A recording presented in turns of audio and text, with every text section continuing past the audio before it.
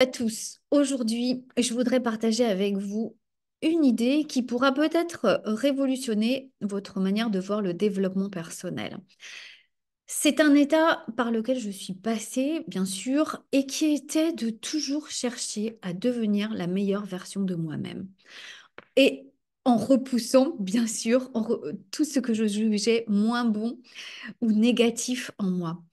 En faisant cela, je pensais que j'étais dans le vrai, mais j'ai mis des années à le comprendre.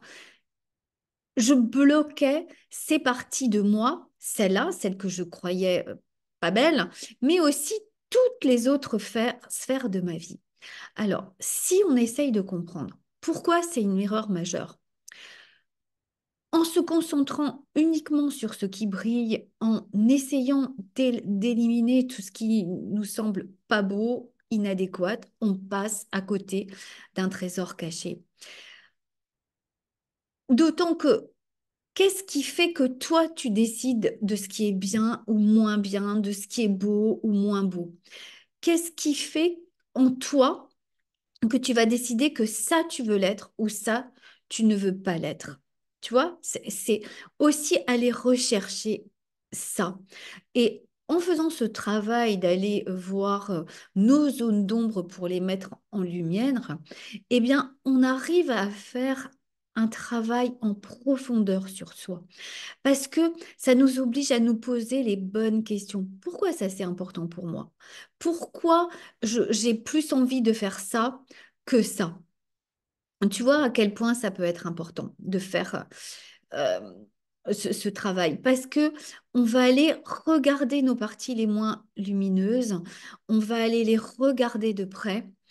Et en faisant ça, eh bien, vraiment, on va aller en profondeur à l'intérieur de nous et découvrir qui nous sommes. Faire ça, aller voir ces parties qu'on juge négatives, c'est pas un combat contre soi, mais c'est plutôt un chemin pour révéler ton potentiel, pour révéler ce qui est déjà là, mais qui est masqué parce que tu crois être des choses négatives, ce que tu crois être tes ombres. Tu vois, par exemple, moi, dans mon parcours, j'ai longtemps cru que je devais gagner en confiance en éliminant tous mes défauts et j'avais cette vision idéalisée de moi-même et je me disais que tout ça, ça allait m'apporter de la valeur et j'allais gagner en confiance en moi et en estime de moi. Mais en réalité, c'était une illusion, bien sûr, parce que ce que je ne voyais pas, c'est que tout ce que je cherchais à devenir, à être, à montrer, mais c'était déjà là. Mais simplement, c'était masqué par les pensées auxquelles je m'identifiais. C'était une illusion en réalité. Donc c'est pour ça que c'est important d'aller lever le voile, d'aller lever ce masque de ces parties cachées, de ce qu'on masque parce qu'on croit que c'est pas beau. En levant ce masque, on voit qu'on est déjà assis sur un tas d'or en fait. Notre tas d'or, il est là, mais on ne peut pas le voir. On ne veut pas le voir parce qu'il est masqué par nos pensées et cette illusion que nous identifions à nos pensées qui nous disent que non, il faut s'améliorer, il faut être mieux.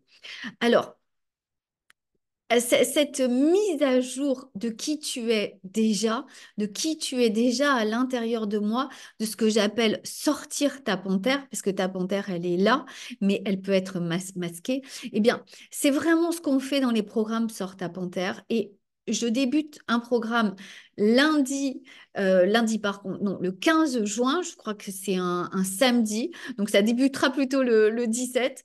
Eh bien, c'est le programme Rayonne qui justement t'invite à oser briller en exprimant ce qui est là, en mettant en lumière tes parties d'ombre.